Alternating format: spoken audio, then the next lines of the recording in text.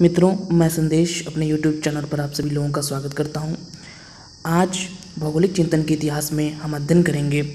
बहुत ही इम्पोर्टेंट हमारा आज का टॉपिक है जर्मन स्कूल ऑफ थॉट। बहुत सारे स्टूडेंट्स को इसमें प्रॉब्लम होती है कि आखिर हम स्कूल ऑफ थॉट को पढ़े कैसे। तो बेसिकली स्टार्टिंग में मैं यहाँ पे ये बता देना चाहता हूँ कि स्कूल ऑफ थॉट को पढ़ना बहुत ही सरल होता है। जनरली हम लोगों को Russian school of thought, German school of thought, French school of thought, American school of thought, British school of thought इत्यादि पढ़ना होता है। तो इसमें हम लोगों को ज़्यादा कुछ नहीं पढ़ना। इसमें जैसे मान लीजिए जर्मन स्कूल ऑफ थॉट को हम लें तो जर्मन स्कूल ऑफ थॉट में जितने इम्पॉर्टेंट हमारे जर्मन जियोग्राफर्स हुए हैं उन सभी के बारे में जो कुछ महत्वपूर्ण बातें हैं हमको सिर्फ उन्हीं को जानना ज़रूरी होता है। तो बहुत ज़्यादा हमें इसमें डिटेल में नहीं जाना, बस जो बेसिक बातें उन लोगों ने बताई हैं, उनकी कोई इम्पोर्टेंट बुक है, ये सारी चीज़ें हम लोगों को इसमें बतानी होती हैं। स्टूडेंट्स क्या करते हैं, इसको रटने का प्रयास करते हैं। बुक्स में एक स्कूल ऑफ थॉट में 10 से 12, 15, 20, 25 जियोग्राफर हैं। अब अगर आप 15-20 जियोग्राफर्स के बारे में रटने लगेंगे तो प्रॉब्लम होगी। उसमें आपको चुनना पड़ेगा जो सबसे इम्पॉर्टेंट हैं, सिर्फ आपको उन्हीं की स्टडी करनी है। और यहाँ पर मैं भी आपको उसी तरीके से यहाँ पे पढ़ाऊँगा, क्योंकि सारे जियोग्राफर्स उतने इम्पॉर्टेंट नहीं हैं, कुछ ही इम्पॉर्टेंट हैं। तो अगर आप उसमें से इम्पॉर्टेंट जियोग्राफर्स को चुन लेंगे और उसमें भी उन इम्पॉर्टेंट जियोग्राफर्स में भी जो सबसे मेन हैं, हमें मेनली उन्हीं की स्टडी करनी होती है। तो चलिए हम लोग अब अपने इस टॉपिक को शुरू करते हैं। और एक स्कूल ऑफ थॉट पढ़ लेंगे, वैसे तो मैं आपको सभी स्कूल ऑफ थॉट पढ़ाऊँगा, लेकिन अगर आप एक ही स्कूल ऑफ थॉट को अच्छे से पढ़ लेंगे तो बाकी स्कूल ऑफ थॉट में आपको क्या अप्रोच दिखानी है ये आप समझ जाएंगे। तो चलिए हम लोग अपने आज के इस अध्याय को शुरू करते हैं, German school of thought. Friends, German school of thought में अगर हम देखें तो बहुत सारे हमारे जियोग्राफर्स हैं, बहुत इम्पॉर्टेंट जियोग्राफर्स हैं। और यहाँ पर मैं एक चीज़ आपको यहाँ बता दे रहा हूँ कि इमानुएल कांट, कार्ल रिटर और अलेक्जेंडर वॉन हम्बोल्ट और बर्नहार्ड वॉरेनियस, इनको भी हम जर्मन जियोग्राफर ही मानते हैं। जब आप चैप्टर पढ़ेंगे, यद्यपि कांट का जन्म जर्मनी में नहीं हुआ था, लेकिन उन्हें जर्मन जियोग्राफर वाले चैप्टर में रखा जाता है। बर्नहार्ड वॉरेनियस तो जर्मनी के थे और हम्बोल्ट और रिटर तो ये भी महान जर्मन भूगोलवेत्ता माने जाते हैं, फादर ऑफ मॉडर्न जियोग्राफी माने जाते हैं। तो यहाँ पर मैं आपको ये बता दे रहा हूँ कि हम लोग कांट को, वारेनियस को, हम्बोल्ट को और रिटर को डिटेल में अलग अलग चैप्टर्स में पढ़े हुए हैं। हम्बोल्ट का मैंने एक अलग चैप्टर बनाया था, क्योंकि मैंने वहाँ पे आपको बताया था कि यूजीसी के सिलेबस में अलग से इन चारों को रखा गया है। तो वहाँ पर मैंने आपको बताया है हम्बोल्ट का एक अलग चैप्टर है, रिटर महोदय का एक अलग चैप्टर है, वॉरेनियस का एक अलग अध्याय है और कांट का एक अलग अध्याय है। तो मैं यहाँ पर उन सबको नहीं ऐड करूँगा, इसीलिए मैंने स्टार्टिंग में इस चीज़ को बता दिया। नहीं तो कुछ लोग सोचेंगे कि इन्होंने सभी जियोग्राफर्स के बारे में बताया, लेकिन जो हम्बोल्ट, रिटर जो मेन है उनके बारे में तो बताया ही नहीं। तो ऐसा नहीं है, उन सभी की स्टडी हम लोग ऑलरेडी कर चुके हैं। तो यहाँ अगर हम फिर से उसको पढ़ेंगे तो हमारा समय लगेगा, ठीक है। तो यहाँ हम उनको पढ़ेंगे जिनके बारे में अभी तक हमने स्टडी नहीं की हुई है, ठीक। तो चलिए हम लोग, अब मैंने आपको बता दिया, अगर आपको इन चारों लोगों के बारे में जानना है, वॉरेनियस, कांट, रिटर और हम्बोल्ट, तो आप जाके अलग अलग जो हमारे चैप्टर्स हैं उसको देख सकते हैं। वहाँ पे हम लोगों ने बहुत डिटेल में, बहुत अच्छे से स्टडी की है। और यहाँ पर अन्य जो अदर हमारे इम्पोर्टेंट जर्मन जियोग्राफर्स हैं उनकी स्टडी करेंगे। तो चलिए शुरू करते हैं।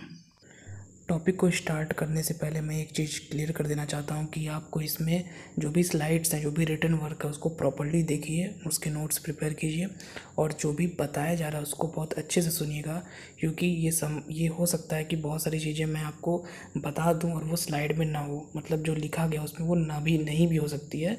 तो सुनने का काम भी अच्छे से कीजिए और जो मैटर लिखा है उसको आप नोट्स भी बना लीजिए। पहले जो हमारे जर्मन जियोग्राफर हैं, अगर हम उसमें देखें तो वो वास्तव में एक जियोग्राफर से ज़्यादा एक बहुत ही बड़े खोज यात्री थे, एक यात्री भूगोलवेत्ता थे, रीनहोल्ड फॉस्टर। रीनहोल्ड फॉस्टर, जब मैं आपको हम्बोल्ट वाला चैप्टर पढ़ा रहा था, इसलिए मैं बार बार कर रहा हूँ, हम्बोल्ट और रिटर इन लोगों के चैप्टर्स आप देख लीजिए। वहाँ पे रीनहोल्ड फॉस्टर के बारे में मैंने आपको बताया है। रीनहोल्ड फॉस्टर और साथ ही साथ एक नाम और हम यहाँ लेंगे, George Foster. Reinhold Foster, George Foster, इन दोनों लोगों के बारे में हम जानेंगे। सबसे पहले रीनहोल्ड फॉस्टर एक यात्री भूगोलवेत्ता थे और बेसिकली ये लंबी लंबी यात्राएं करते थे और ये किसके साथ इन्होंने यात्राएं की? Captain cook. कैप्टन कुक के बारे में निश्चय ही आप जानते होंगे, एक बहुत ही बड़े यात्री, एक खोजकर्ता। अगर आपने पुनर्जागरण वाला अध्याय देखा होगा तो वहाँ पे हम लोगों ने कैप्टन कुक के बारे में, इनका पूरा नाम है कैप्टन जेम्स कुक, इनके बारे में हम लोगों ने काफ़ी डिटेल में स्टडी की है। इन्होंने जगह जगह की यात्राएं की थी और इन्हीं के साथ इन्होंने काफ़ी ज़्यादा यात्राएं की हैं। रीनहोल्ड फॉस्टर महोदय ने कैप्टन कुक के साथ काफ़ी लंबी लंबी यात्राएं की हैं। और इसमें एक बात और ये इम्पॉर्टेंट है कि जब इनके पुत्र जॉर्ज छोटे से थे, 10-11 वर्ष के बालक थे, तब से जॉर्ज भी यात्राओं के प्रति कह सकते हैं उनको अच्छी लगती थी यात्राएं करना, तो अपने पुत्र को भी वो साथ में लिए रहते थे, जो कि आगे चल के एक बहुत ही बड़े वो भी यात्री भूगोलवेत्ता बने, जॉर्ज फॉस्टर। और अलेक्जेंडर हम्बोल्ट वाले चैप्टर में मैंने आपको बताया था कि हम्बोल्ट महोदय स्टार्टिंग में कोई यात्री भूगोलवेत्ता नहीं थे। हम्बोल्ट महोदय को यात्री भूगोलवेत्ता बनने की प्रेरणा अगर किसी से मिली तो वो निश्चय ही जॉर्ज फॉस्टर से मिली, क्योंकि जॉर्ज फॉस्टर से जब एक बार मिले हम्बोल्ट तो काफ़ी ज़्यादा प्रभावित हुए थे और दोनों में बहुत घनिष्ठ मित्रता थी और कई सारी यात्राएं तो दोनों लोगों ने साथ में भी की थी। तो इसलिए रीनहोल्ड फॉस्टर और जॉर्ज फॉस्टर वैसे तो जर्मन भूगोलवेत्ताओं की दृष्टि में बहुत सारे लोग इनको हो सकता है ना शामिल करें, लेकिन इनको भी हमें पढ़ना ज़रूरी है, क्योंकि यद्यपि इन्होंने कोई बहुत बुक्स इत्यादि नहीं लिखी, लेकिन ये यात्री भूगोलवेत्ता थे और इन्होंने जगह जगह की यात्राएं की और इम्पॉर्टेंट कुछ महत्वपूर्ण जानकारियाँ अवश्य प्रदान की। तो इसीलिए मैंने स्टार्टिंग इन्हीं लोगों से की। ये बहुत ही इम्पॉर्टेंट है कि हम रीनहोल्ड फॉस्टर और जॉर्ज फॉस्टर महोदय के विषय में जानें। और रीनहोल्ड फॉस्टर को प्रथम महान एक मेथोडोलॉजिकल जियोग्राफर माना जाता है, क्योंकि वो कुशल भौतिक सर्वेक्षण और वैज्ञानिक तुलना करने में सक्षम थे। तो इनके बारे में बहुत ज़्यादा हमें नहीं जानना। रीनहोल्ड फॉस्टर और जॉर्ज फॉस्टर के बारे में इतना सफिशिएंट है। और अगर आप इनके जन्म, मृत्यु, ये सारी चीज़ें अगर याद करने लगेंगे तो फिर प्रॉब्लम आएगी, वो याद भी नहीं हो पाएगा और उसको अगर आप यहाँ याद भी कर लेंगे तो एग्ज़ाम में निश्चित ही भूल जाएंगे। तो इसीलिए इसमें इतना ही करते हैं। रीनहोल्ड फॉस्टर, जॉर्ज फॉस्टर, इसमें जानने वाली बात यह है कि दोनों लोग एक यात्री भूगोलवेत्ता थे, कैप्टन कुक के साथ लंबी लंबी यात्राएं की, और जो इसमें जॉर्ज फॉस्टर महोदय थे वो हम्बोल्ट के बहुत ही अच्छे मित्र थे। ठीक है, अब हम लोग आगे बढ़ते हैं। थर्ड हम लोग के जो इम्पोर्टेंट जियोग्राफर हैं उनमें है फर्डिनेंड वॉन रिchthofen, बहुत ही इम्पोर्टेंट। और ये इसलिए फेमस हैं क्योंकि इन्होंने जो हमारे गोल्ड की माइंस होती हैं, सोने की खदानें होती हैं, कैलिफोर्निया, जो कि हम जानते हैं यूएसए का एक स्टेट है कैलिफोर्निया में इन्होंने सोने की खदानों का पता लगाया। चीन में इन्होंने कई बहुत ही बड़े बड़े कोयला के क्षेत्रों की खोज की और उनके मैप को तैयार किया। और गोबी के डिज़र्ट, जो गोबी डिज़र्ट है, वहाँ पर लोएस मिट्टी के विस्तार की स्टडी की। तो इनके बारे में 3 चीज़ सबसे फेमस हैं। जब भी लोएस की स्टडी होती है, आपको याद होगा कि मैंने लोएस के बारे में बताया है जब हम लोग पढ़ रहे थे एयर से बनने वाले डिपोजिशनल लैंडफॉर्म्स, तो वहाँ पे लोएस वाले अध्याय में मैंने इनके बारे में बताया था। तो जो रिchthofen महोदय हैं, इनके बारे में हमें बहुत ज़्यादा कुछ नहीं जानना है, सिर्फ 3 काम इनके इम्पॉर्टेंट हैं। एक तो चीन में इन्होंने कोयला के क्षेत्रों की खोज की, दूसरा कैलिफोर्निया में सोने की खदानों की खोज की, और थर्ड इन्होंने जो हम लोगों का लोएस मिट्टी वाला इलाका है, गोबी मरुस्थल के पूर्वी भाग में लोएस मिट्टी के विस्तार की भी इन्होंने स्टडी की। अगर हम इनकी एज अ टीचिंग इनकी लाइफ को देखें तो इन्होंने बर्लिन विश्वविद्यालय, बोन विश्वविद्यालय और लीप्जिग विश्वविद्यालय में, ये अलग अलग ये 3 हमारे विश्वविद्यालय हैं। अब ये कब नियुक्त हुए, कैसे नियुक्त हुए, ये सारी चीज़ें हम लोग को नहीं जाननी क्योंकि वो ज़्यादा डिटेल हो जाएगा।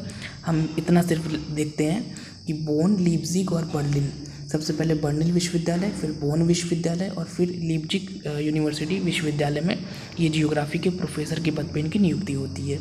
और जन्म और मृत्यु की डेट मैंने लिखी दी है, उसको आप वहाँ से देख सकते हैं। 3 काम इनके इम्पोर्टेंट हैं, जहाँ इनकी नियुक्ति हुई थी वो हम लोगों ने देख ली। और इनकी इम्पोर्टेंट बुक्स अगर हम देखें तो उनमें चीन का भूगोल, भूगोल की समस्याएं एवं विधियाँ, शोध यात्रियों की निर्देशिका और चीन की मानचित्रावली, ये 4 इनकी इम्पोर्टेंट बुक्स हैं। फ्रेंड्स, आपको याद होगा, अगर आप हिस्ट्री ऑफ जियोग्राफिकल थॉट्स को अच्छे से फॉलो कर रहे हैं तो हम लोगों ने एक चैप्टर पढ़ा था अपवादवाद और शेफर का योगदान, और उसके बाद एक चैप्टर हम लोगों ने पढ़ा था कॉन्सेप्ट ऑफ एरियल डिफरेंशिएशन। दोनों एक दूसरे से रिलेटेड हैं। एरियल डिफरेंशिएशन में मैंने बताया था कि बहुत सारे ऐसे हमारे जियोग्राफर्स हैं जो कि ये मानते हैं कि जियोग्राफी में हम एरियल डिफरेंशिएशन की स्टडी करते हैं, अर्थात जो पर्टिकुलर हमारे अलग अलग एरियाज़ हैं वो अलग अलग हैं, सबकी अपनी अपनी विशेषताएँ हैं, और इसीलिए भूगोल में एरियल डिफरेंशिएशन का विचार आया, क्षेत्रीय विभेदीकरण, क्योंकि हर क्षेत्र एक दूसरे से अलग है, भिन्न है। और बेसिकली इस विचार को प्रमोट करने का काम, इस विचार को आगे बढ़ाने का काम और अपना इम्पोर्टेंट इसमें योगदान दिया अगर किसी विद्वान ने तो वो हैं फर्डिनेंड वान रिchthofen। और ये भी भूगोल को एक एरियल डिफरेंशिएशन वाला साइंस या कह सकते हैं सब्जेक्ट मानते थे, और भूगोल को क्षेत्रीय विज्ञान, स्पेशियल साइंस का एक स्वरूप प्रदान करने का बहुत ही इम्पोर्टेंट काम यहाँ पे फर्डिनेंड वॉन रिchthofen महोदय ने किया। तो इनके बारे में इतनी चीज़ें जान लेना पर्याप्त होगा। एक तो इनके 3 इम्पॉर्टेंट काम आपने पहले ही देख लिया, और उसके बाद इनकी बुक्स भी हम लोगों ने देख ली, और इन सबसे बड़ा जो अभी लास्ट में लोगों ने देखा सबसे इम्पोर्टेंट काम एरियल डिफरेंशिएशन की, ये बहुत बड़े समर्थक थे। और इसके पश्चात इन्होंने अलग अलग 3 विश्वविद्यालयों में ये प्रोफेसर रहे। एरियल डिफरेंशिएशन में अगर आपको थोड़ा सा डाउट है तो आप वो चैप्टर वहाँ पे देख सकते हैं। यहाँ मैं एक थोड़ा सा और अगर क्लियर कर दूँ कि एरियल डिफरेंशिएशन का मेन कॉन्सेप्ट ये है कि भूगोल में हम पर्टिकुलर अलग अलग एरियाज़ की स्टडी करते हैं, और हर एरिया एक दूसरे से अलग होता है, सबकी अपनी अपनी विशेषताएं होती हैं। और यही विचार है एरियल डिफरेंशिएशन का कि इस भूगोल में हम कभी भी सार्वभौमिक सिद्धांत नहीं बना सकते, क्योंकि हर एरिया की अपनी अपनी विशेषता होती है, और भूगोल में हर जगह क्षेत्रीय विभिन्नता या क्षेत्रीय विभेदीकरण की, एरियल डिफरेंशिएशन की स्थिति हमें देखने को मिलती है। तो ये है फर्डिनेंड वॉन रिchthofen के बारे में इतना सफिशिएंट होगा। अब हम लोग आगे बढ़ते हैं, और अगले जो हमारे बहुत ही इम्पोर्टेंट जियोग्राफर हैं फ्रेडरिक रैट्ज़ल महोदय।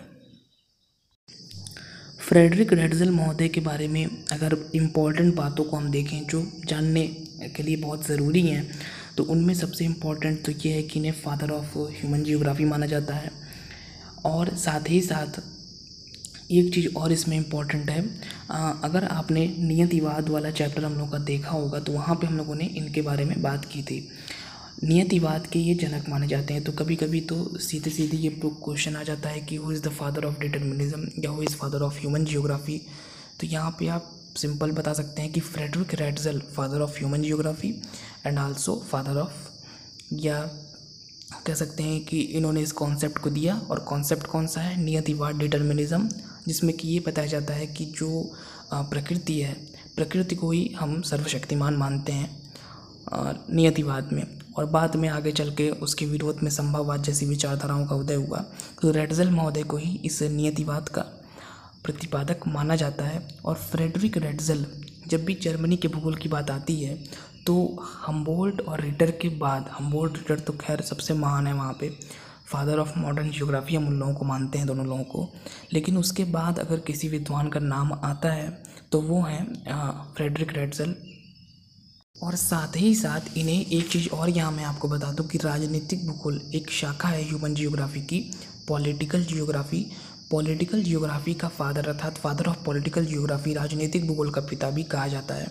तो इनसे जुड़ी 3 चीज़ें तो सीधे सीधे आपकी तैयार हो गई, father of political geography, father of determinism and also father of human geography.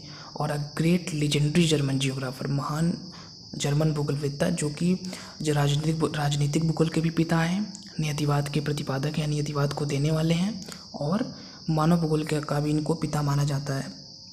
और इनके बारे में अगर आपको बताना है तो आप रैट्ज़ल को, अगर आपको डिटेलिंग करनी है इनके संबंध में, कि नियतिवाद वाला चैप्टर आप वहाँ पे देख सकते हैं, वहाँ से आपको मैटर बताना पड़ेगा।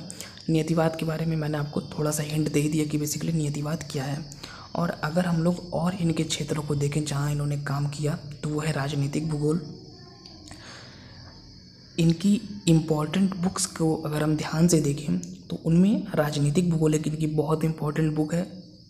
इसके अलावा एंथ्रोपोजियोग्राफी, मानव भूगोल, ये दो इनकी बहुत इम्पॉर्टेंट बुक्स यहाँ पे हमें देखने को मिलती हैं। बुक्स तो खैर इन्होंने और भी लिखी हैं, लेकिन ज़्यादा बुक्स हमें पढ़ने का यहाँ कोई मतलब नहीं है। ज़्यादा बुक्स पढ़ेंगे, रटेंगे, भूल जाएंगे फिर से।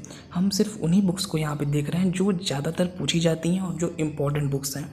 तो एंथ्रोपोजियोग्राफी, मानव भूगोल, जो कि 1882 और 1891 में 2 खंडों में प्रकाशित हुई। और इसके पश्चात जो हम लोग की बुक है वो है राजनीतिक भूगोल। ये इनकी बहुत ज़्यादा इम्पोर्टेंट बुक है, जो कि 1897 और 1903 में प्रकाशित होती है। और एक कॉन्सेप्ट इनका बहुत ही ज़्यादा इम्पॉर्टेंट है, जिससे कभी कभी प्रश्न अक्सर पूछ लिया जाता है कि लेबेनिज़्म का विचार किसका है या लेबेनिज़्म क्या है। तो लेबेनिज़्म, जिसे हम कहते हैं राज्य का जैविक सिद्धांत, इसे ही लेबेनिज़्म कहा जाता है। और कभी कभी सीधे क्वेश्चन आता है कि लेबेनिज़्म का कॉन्सेप्ट किसने दिया। तो लेबेनिज़्म का कॉन्सेप्ट रैड्ज़ल महोदय का है। और लेबेनिज़्म के कॉन्सेप्ट में या राज्य के जैविक सिद्धांत के कॉन्सेप्ट में इन्होंने यह बताया है, राज्य को एक जीव की तरह मानते हैं ये रैड्ज़ल महोदय, और कहते हैं कि जिस प्रकार कोई अगर जीव है वो कभी भी स्थिर नहीं रह सकता, उसी तरह जैसे जैविक इकाइयों की भांति राज्य के लिए भी आवश्यक है कि वह सतत प्रगतिशील बना रहे और कहीं ठहरे ना, क्योंकि अगर वो ठहर जाएगा, रुक जाएगा, तो ये चीज़ प्रकृति के नियम के विपरीत है। तो मतलब कि अगर शक्ति संपन्न राज्य अपने कोई, मान लीजिए कमज़ोर में पड़ोसी राज्य है, उस पर अगर वो अधिकार कर लेता है, तो इस तरह की चीज़ों को उन्होंने नेचुरली देखा। उनका ये मानना था कि जैसे जीव अपना विस्तार करता है, उसी प्रकार राज्य को उन्होंने निर्जीव नहीं माना। राज्य को जैसे अगर कोई युद्ध करके और बड़े क्षेत्र को अपने कब्जे में ले रहा है, तो इसको उन्होंने राज्य के जैविक सिद्धांत में बताने का प्रयास किया है कि ये तो नेचुरली है। जिस प्रकार जीव का मतलब कह सकते हैं कि प्रगतिशील जीव बना रहता है, धीरे धीरे उसका विकास होता रहता है, उसी प्रकार राज्य भी एक जीव की भांति है और उसका विकास भी इसी तरीके से हो रहा है। वो और बड़े क्षेत्र को अपने में शामिल करता जा रहा है। तो यही बेसिकली लेबेनिज़्म का विचार है। जब हम लोग पॉलिटिकल जियोग्राफी पढ़ेंगे, मैंने पॉलिटिकल जियोग्राफी में एक जगह एक छोटी सी चीज़ पढ़ी थी, तो वो भी मैं यहाँ पे ऐड कर दे रहा हूँ। जो सीमा होती है राज्य की, उसको इन्होंने त्वचा से तुलना की है उसकी, कि जिस प्रकार त्वचा बाहरी चीज़ों को शरीर के अंदर जाने से रोकती है, त्वचा एक प्रकार की अवरोधक होती है।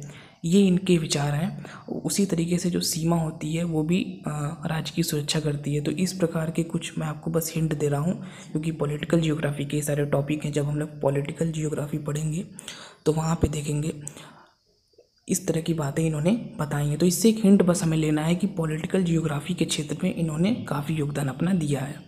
बस इनके संबंध में इतनी चीज़ें इंपॉर्टेंट हैं। एक इनका लेबेनिज़्म, पॉलिटिकल जियोग्राफी, एंथ्रोपोजियोग्राफी, डिटर्मिनिज्म, और ये फादर हैं पॉलिटिकल जियोग्राफी के, फादर ऑफ ह्यूमन जियोग्राफी, और लेजेंडरी जर्मन जियोग्राफर। और एक छोटी सी चीज़ और, ये कुमारी इलेन चर्चिल सैम्पल, जो कि एक बहुत ही महान अमेरिकी विदुषी थी, उनके गुरु भी थे, उन्हीं की ये शिष्या थी सैम्पल। तो वो आगे जब हम लोग सैम्पल को पढ़ेंगे अमेरिकन स्कूल ऑफ थॉट में, तो वहाँ पढ़ेंगे। बस मैंने यहाँ ऐड कर दिया जिससे आपको याद आ जाए वहाँ पर।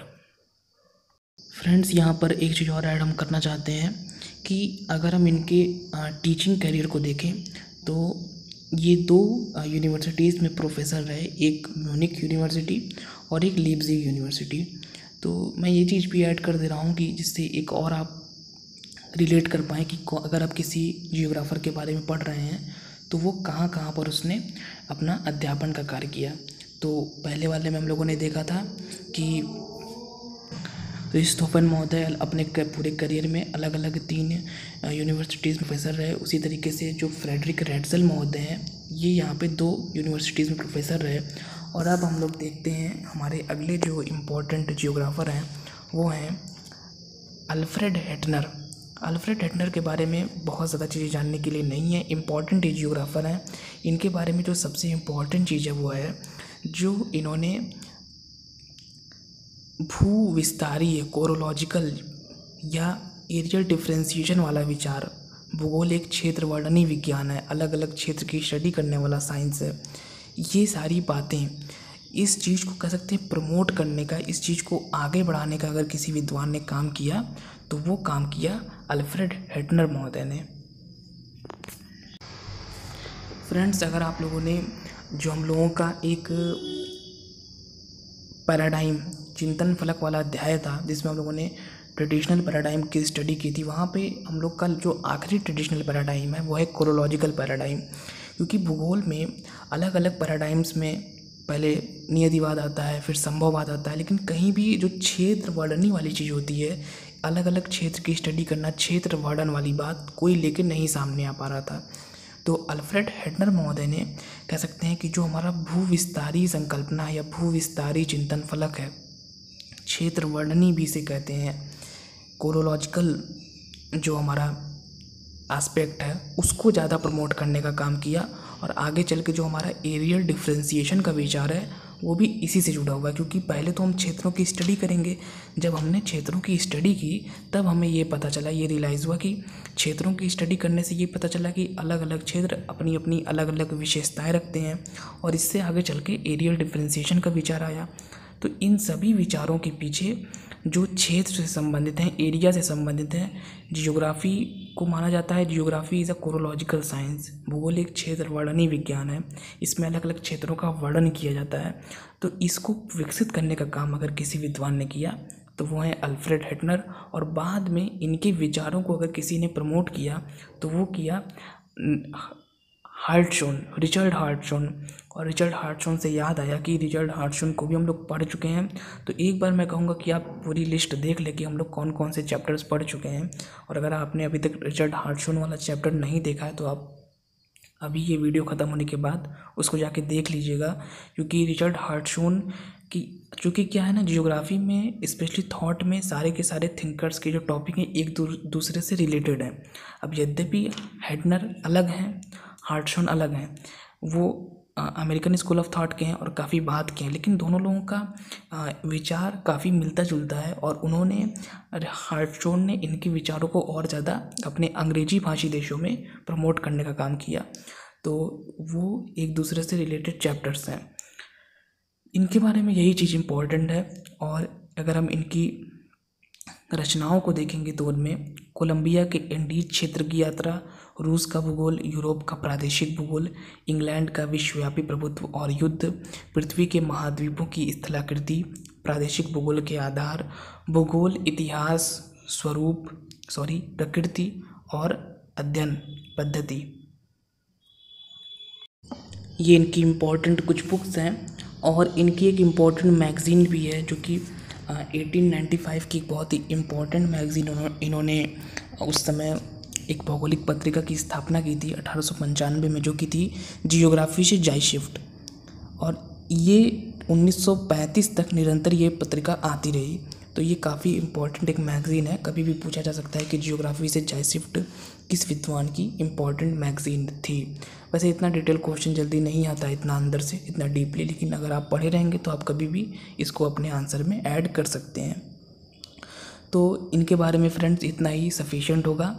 आप इसमें इनके बारे में ऑलमोस्ट जितना अभी हम लोगों ने स्टडी की है, आराम से आप 40 से 50 वर्ड्स का मैटर, या अगर आप थोड़ी सी उसमें और डिटेलिंग अपने से कर देंगे तो आसानी से 100 वर्ड्स तक का भी मैटर आप यहाँ से हेटनर महोदय का तैयार कर सकते हैं। और अगर हम इनके टीचिंग कैरियर को देखें तो ये लीप्जिग यूनिवर्सिटी और हाइडेलबर्ग यूनिवर्सिटी में प्रोफेसर रहे। और इनके बारे में एक चीज़ और फेमस है कि ये कभी भी जो भौतिक भूगोल और मानव भूगोल का विभाजन है या द्वैत है, और भौतिक और मानव का है, और क्रमबद्ध और प्रादेशिक का, कुछ लोग क्रमबद्ध के समर्थक हैं, कुछ प्रादेशिक के, अर्थात इंग्लिश में कहें तो रीजनल और सिस्टमेटिक के कुछ लोग अपने अपने सबके विचार हैं। कुछ लोग ह्यूमन जियोग्राफी के समर्थक हैं, कुछ फिजिकल के। तो सीधे सीधे हेटनर महोदय का ये मानना था कि नहीं, गलत है, ह्यूमन जियोग्राफी का अपना इम्पोर्टेंस है, फिजिकल का अपना, उसी तरह रीजनल और सिस्टमेटिक दोनों का अपना अपना इम्पोर्टेंस है। तो हम ये बिल्कुल नहीं कह सकते हैं कि ये इम्पोर्टेंट है, ये कम इम्पोर्टेंट है। तो इन्होंने सभी को समान रूप से देखा, किसी के समर्थक नहीं थे। जितना इम्पोर्टेंस इन्होंने फिजिकल को दिया, जितना इम्पोर्टेंट उसको मानते थे, उतना ही ह्यूमन को मानते थे। और उसी तरह यही चीज़ सेम टू सेम चीज़ रीजनल और सिस्टमेटिक में भी थी कि दोनों को ये समान महत्व देते थे। अब हम लोग आगे बढ़ते हैं और हमारे अंतिम के जो कुछ इम्पोर्टेंट जियोग्राफर्स हैं उनमें अब जो हमारे जियोग्राफर्स हैं उनके बारे में हमें बहुत थोड़ा थोड़ा जानना है, बस हम उनके नाम से परिचित रहें, जिससे अगर कहीं पूछा जाए कि ये कहाँ के जियोग्राफर्स हैं तो हमें कन्फ्यूज़न ना हो। सबसे पहला नाम आता है अल्ब्रेक्ट बेंक का। फ्रेंड्स, अल्ब्रेक्ट बेंक को तो आप नहीं जानते होंगे, लेकिन वाल्टर बेंक को आप ज़रूर जानते होंगे। वाल्टर बेंक जो थे, वाल्टर बेंक फिज़िकल जियोग्राफी में इनका बेंक का अपर्दन चक्र बहुत ही फेमस है। डेविस का आपने पढ़ा होगा और जल्दी हम लोग पढ़ेंगे उसको भी फिज़िकल जियोग्राफी में। उसके बाद बेंक ने अपना प्रस्तुत किया था अपर्दन चक्र। तो बेंक के वाल्टर बेंक के पिता थे अल्ब्रेक्ट बेंक, मतलब पिता पुत्र दोनों लोग बहुत ही महान जर्मन जियोग्राफर की श्रेणी में आते हैं, जिनमें कि वाल्टर बेंक का तो नाम काफ़ी फेमस है क्योंकि इन्होंने डेविस के कह सकते हैं आलोचना के फलस्वरूप अपना एक साइकिल प्रस्तुत किया, तो इसलिए बहुत इंपॉर्टेंट है। और पिता पुत्र से याद आया कि एक पिता पुत्र की जोड़ी स्टार्टिंग में भी हमको मिली थी, आपको याद होगा, रीनहोल्ड फॉस्टर और जॉर्ज फॉस्टर। और उसी तरह लास्ट में भी पिता पुत्र की जोड़ी हमें यहाँ मिल गई, अल्ब्रेक्ट बेंक और वाल्टर बेंक। इसके बाद एक नाम और आता है कार्ल हॉशफर। कार्ल हॉशफर बेसिकली जियोपॉलिटिक्स, भू राजनीति के क्षेत्र में, या कह सकते हैं पॉलिटिकल जियोग्राफी के क्षेत्र में इनका बहुत ज़्यादा योगदान है। ये मुंचेन विश्वविद्यालय में भूगोल के प्रोफेसर थे। इसके पश्चात नाम आता है वॉल्टर क्रिस्टॉलर का। वॉल्टर क्रिस्टॉलर को तो आप ज़रूर जानते होंगे। इन्होंने बहुत ही फेमस अपना साउथ जर्मनी की स्टडी पर बेस्ड 1933 में सेंट्रल प्लेस थ्योरी दी थी, जो कि बहुत इंपॉर्टेंट है। और इस सेंट्रल प्लेस थ्योरी में इन्होंने अपना बाजार सिद्धांत, परिवहन सिद्धांत, एडमिनिस्ट्रेटिव प्रिंसिपल, प्रशासनिक सिद्धांत के माध्यम से किस प्रकार से एक सेंट्रल प्लेस काम करता है, कैसे उसके सेवाएं वो प्रदान करता है, तो ये बहुत सारी बातें उन्होंने बताई हैं। हम लोग जल्दी ही सेटलमेंट जियोग्राफी में इनके इस मॉडल की स्टडी करेंगे। तो ये इसीलिए फेमस है, इनकी सेंट्रल बेस थ्योरी बहुत ही ज़्यादा इंपॉर्टेंट है सेटलमेंट जियोग्राफी में। इसके बाद एक नाम आता है ऑटो श्ल्यूटर महोदय का। ऑटो श्ल्यूटर के बारे में हमें सिर्फ इतना जानना है कि ये फादर ऑफ सेटलमेंट जियोग्राफी माने जाते हैं, ठीक। और इनके बारे में ज़्यादा बुक्स इत्यादि में पढ़ने की कोई आवश्यकता नहीं है। इन लोगों के बारे में ज़्यादा उतना जानकारी भी नहीं उपलब्ध है और कोई ज़्यादा इनकी इम्पोर्टेंट बहुत बुक्स भी नहीं है। बस हमें इतना जानना ज़रूरी है अभी अपने लिए कि ये फादर ऑफ सेटलमेंट जियोग्राफी, इन्हें हम मानते हैं। तो फ्रेंड्स, ये हमारे पूरे के पूरे जियोग्राफर्स कंप्लीट हो गए जिनकी हम लोगों ने अभी तक स्टडी की। एक बार मैं जितने की स्टडी की है सबके नाम एक बार सामने लिख दे रहा हूँ, जिससे ये क्लियर हो जाए कि हमने किन किन जियोग्राफर्स की स्टडी यहाँ पे की है। सबसे पहले हम लोगों ने रीनहोल्ड फॉस्टर को देखा, फिर हम लोगों ने जॉर्ज फॉस्टर की स्टडी करी। इसके पश्चात रीनहोल्ड फॉस्टर और जॉर्ज फॉस्टर महोदय का अध्ययन करने के पश्चात हम लोगों ने फर्डिनेंड वान रिchthofen महोदय का अध्ययन किया, फ्रेडरिक रैट्ज़ल महोदय का अध्ययन किया और अल्फ्रेड हेटनर महोदय का अध्ययन किया। तो ये जो हमारे 5 जियोग्राफर्स हैं जिनके नाम अभी आपके सामने हैं स्क्रीन पे, इन 5 जियोग्राफर्स प्लस इनके अलावा वॉरेनियस, कांट, हम्बोल्ट और रिटर, इतने लोगों को तो आपको डिटेल में पढ़ना है, ठीक है। 5 ये और 4 जो मैं ऑलरेडी पढ़ा चुका हूँ, तो वो आप चारों चैप्टर देख लीजिएगा। और ये 5, तो टोटल हमारे कितने हो गए? 9 जियोग्राफर्स। अब इन 9 में आपको अगर मान लीजिए लिखने को आता है तो आप किसको किसको लिखेंगे? तो उसमें आप हम्बोल्ट को, रिटर को, 9 आप पढ़ लीजिए। 9 की इम्पॉर्टेंट बुक्स और उनके बारे में जो बिल्कुल बेसिक चीज़ें आपने देखा होगा इस पूरे चैप्टर के दौरान कि किसी भी जियोग्राफर में की बहुत सारी चीज़ें होती हैं, लेकिन मैंने सिर्फ उन्हीं चीज़ों को बताया जो सबसे ज़्यादा इम्पॉर्टेंट है, क्योंकि ज़्यादा चीज़ें अगर हम डिटेलिंग करने लगेंगे तो वैसे भी एक चीज़ और इसमें इम्पॉर्टेंट है कि जब भी स्कूल ऑफ थॉट पे क्वेश्चन आता है, मैंने भी जब एग्ज़ाम दिया था, जब मैं ये सारी चीज़ें स्टडी कर रहा था, तो उस समय भी कभी भी क्वेश्चन इस तरीके से नहीं आता है कि किसी एक जियोग्राफर पे पूरा लॉन्ग आंसर नहीं आता, ठीक है।